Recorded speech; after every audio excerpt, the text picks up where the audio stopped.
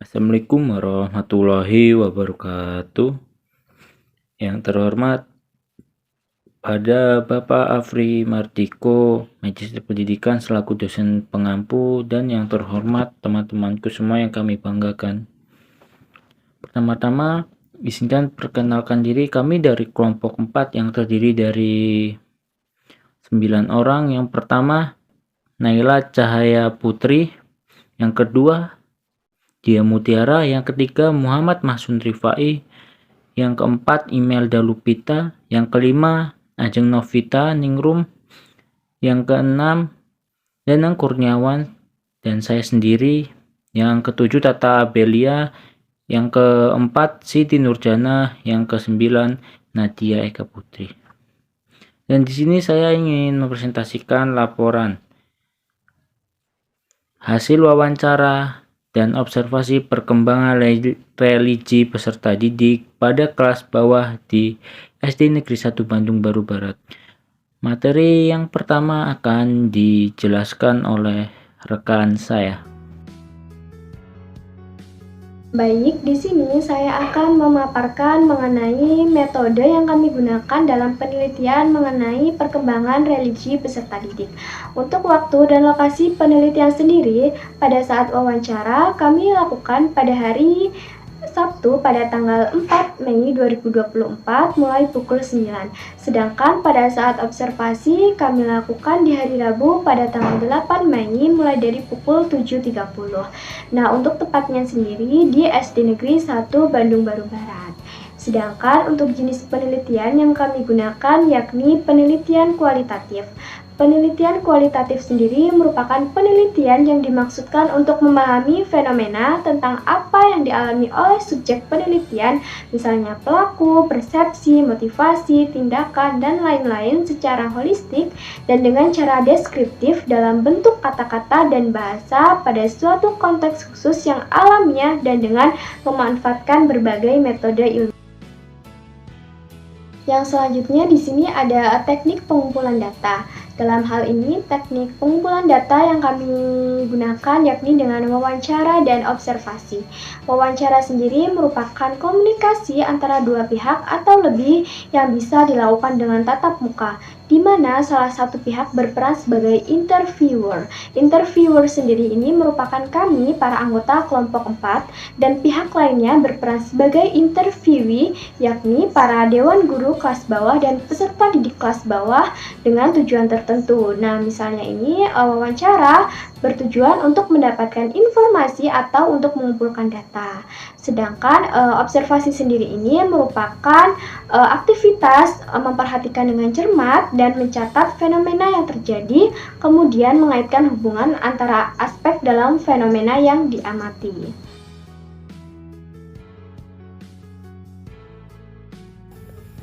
Hasil wawancara guru kelas 1 dengan Ibu Uswatun Hasanah SPDI dan lama mengajar 14 tahun. Ketika diwawancarai, Ibu Uswatun Hasanah mengatakan bahwa beliau memiliki tantangan dalam mengajarkan karakter yang baik kepada peserta didik, di mana anak kelas 1 harus diberikan pemahaman secara bertahap. Ia juga menekankan pentingnya sikap jujur dan tanggung jawab kepada peserta didik. Ibu Uswatun Hasanah juga memiliki strategi memberikan contoh terlebih dahulu untuk menanamkan nilai karakter yang baik tersebut. Akan mempresentasikan hasil wawancara guru wali kelas 2 yang bernama Ibu Siti Maimunah SPD. Beliau sudah mengajar selama 5 tahun. Menurut Ibu Siti, mengajar karakter baik kepada peserta didik membutuhkan kesabaran. Ia juga menekankan pentingnya sikap jujur dan tanggung jawab, karena jika tidak dilatih sejak kecil, seseorang akan sulit mencapai impian di masa dewasa atau di masa depan nanti.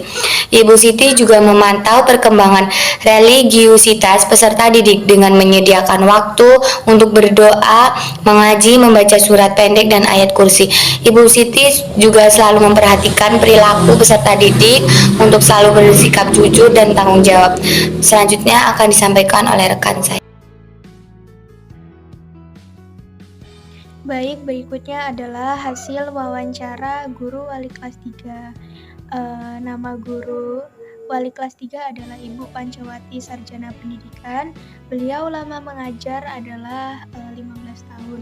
Setelah kami melakukan wawancara kepada Ibu Pancawati, beliau mengatakan bahwa tantangan dalam mengajarkan nilai karakter yang baik pada anak kelas 3 adalah kesabaran dan pemahaman bahwa mereka masih dalam masa belajar sambil bermain.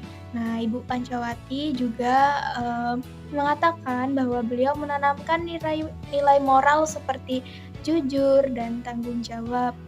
Dan itu tentunya menurut dia adalah hal yang sangat penting. Nah, Ibu Pancawati ini menggunakan strategi, contoh, atau teladan dalam mengajarkan perilaku yang baik. Ia juga mengikuti trilologi Ki Hajar Dewantara, yaitu Ingarso Ing Tolodo, Ingarso Mangun Karsa, dan Tuturi Handayani. Seperti halnya Ibu Siti dan Ibu Uswatun, Ibu Pancawati juga selalu terlibat dengan orang tua melalui obrolan dan grup WhatsApp untuk mengajarkan perilaku yang baik kepada peserta didik. Nah, penanaman perilaku yang baik dilakukan dalam semua mata pelajaran, tidak hanya pada pelajaran agama Islam saja.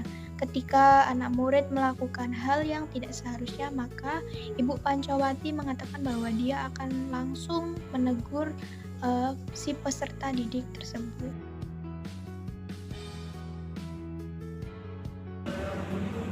Selanjutnya ada hasil analisis wawancara guru.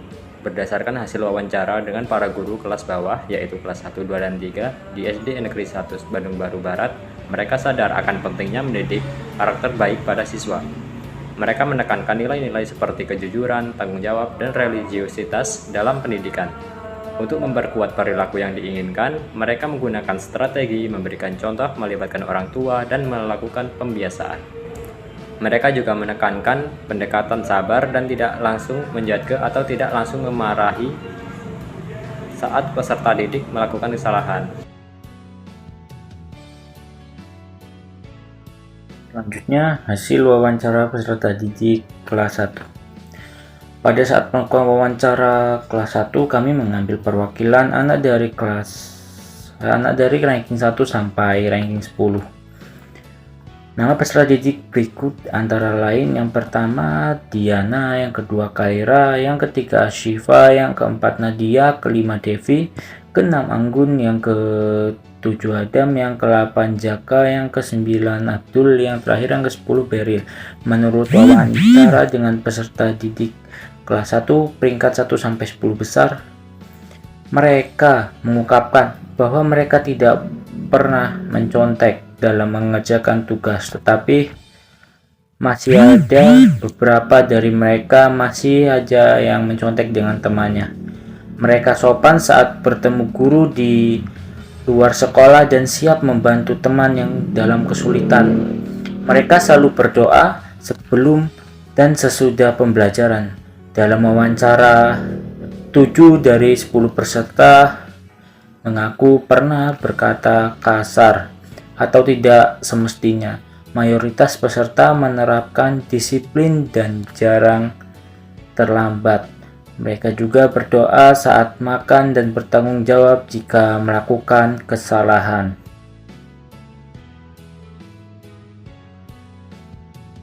Baik, di sini saya akan membacakan hasil dari wawancara peserta didik kelas 2. Di sini kami mengambil siswa yang mendapat juara 10 besar, di antaranya ada Fikran, Fatma, Aska, Zainuddin, Akil, Surya, Naila, Aina, Dira, dan Gazala.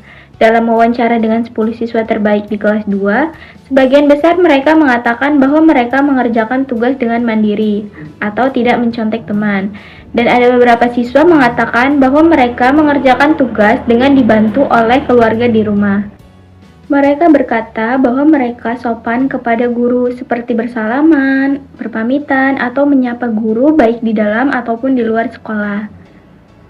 Mereka juga berkata bahwa mereka suka membantu teman yang mengalami kesulitan dan juga berdoa sebelum atau sesudah pembelajaran. Mereka juga bilang bahwa mereka suka berdoa sebelum makan atau minum. Dalam wawancara, kami menanyakan apakah setiap siswa saling menyayangi satu sama lain.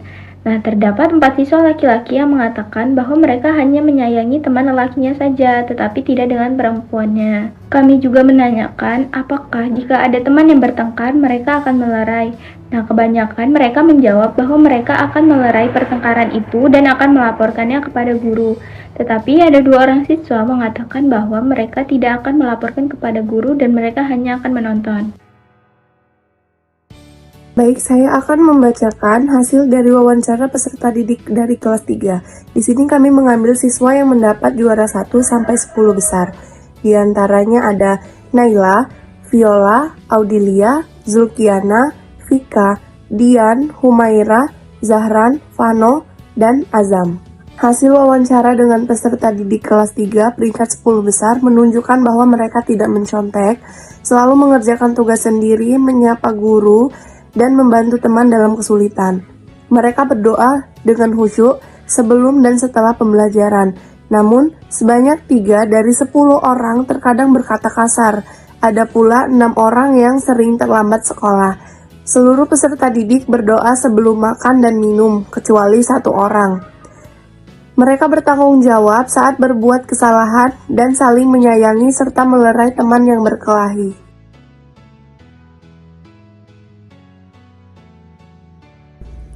Baik, selanjutnya yaitu hasil analisis wawancara peserta didik. Dari wawancara dengan peserta didik dari kelas bawah yang memiliki peringkat 10 besar, dapat disimpulkan bahwa peserta didik dari ketiga kelas tersebut memiliki pola perilaku dan nilai serupa. Mereka menunjukkan kesadaran akan perilaku sopan seperti menyapa dan bersalaman dengan guru ketika di luar sekolah, serta membantu teman yang kesulitan. Mereka juga patuh terhadap kegiatan keagamaan dan menunjukkan komitmen terhadap nilai dan perilaku yang baik. Namun, terdapat perbedaan dalam penggunaan bahasa kasar dan sikap terhadap pertengkaran teman, terutama antara peserta didik perempuan dan laki-laki.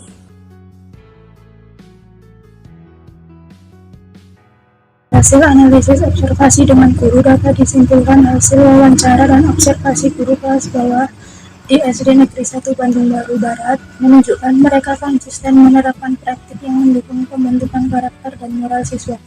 Mereka memulai setiap pembelajaran dengan salam dan doa, menciptakan lingkungan positif, dan memperkuat nilai-nilai spiritual. Mereka juga mengajarkan kejujuran dan tanggung jawab, memberi nasihat dan contoh perilaku baik, serta menerapkan pendekatan adil dan sabar. Guru-guru selalu mengakhiri setiap sesi pembelajaran dengan doa, menekankan pentingnya bersyukur dan memohon petunjuk, saran, dan dukungan diberikan untuk membentuk perilaku positif siswa.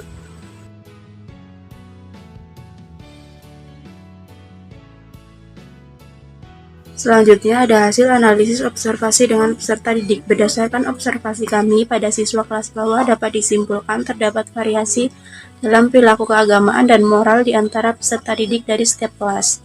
Secara umum, peserta didik menunjukkan sikap baik terhadap guru dengan salam, namun ada perbedaan dalam praktik keagamaan seperti berdoa, membantu teman, atau menunjukkan kasih sayang.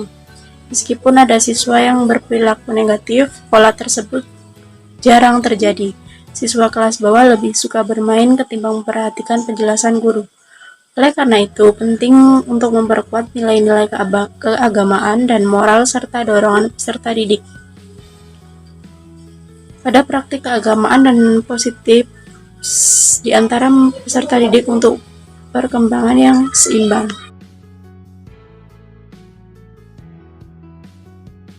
Kesimpulan yang bisa kami ambil setelah kami melakukan observasi dan wawancara mengenai perkembangan religi peserta didik pada kelas bawah di SD Negeri 1 Bandung Baru Barat, yakni bahwa guru dan peserta didik di lingkungan sekolah sadar akan pentingnya pembentukan karakter dan nilai-nilai moral. Guru-guru mendidik peserta didik dengan nilai seperti kejujuran, tanggung jawab, dan religiusitas melalui memberikan contoh, melibatkan orang tua, dan melakukan pembiasaan. Peserta didik juga sadar akan pentingnya perilaku sopan, santun, dan praktik keagamaan. Meskipun ada variasi dalam praktik keagamaan dan moral, mereka menunjukkan komitmen yang kuat terhadap nilai-nilai tersebut. Namun, masih ada ruang untuk peningkatan dalam praktik keagamaan, keterlibatan sosial, dan pembentukan karakter positif, terutama dalam aspek perhatian terhadap pembelajaran. Oleh karena itu, sekolah perlu terus memperkuat nilai-nilai keagamaan, moral, dan sosial, serta mendorong praktik keagamaan dan sikap positif peserta didik untuk memastikan perkembangan yang seimbang dalam aspek keagamaan dan moral.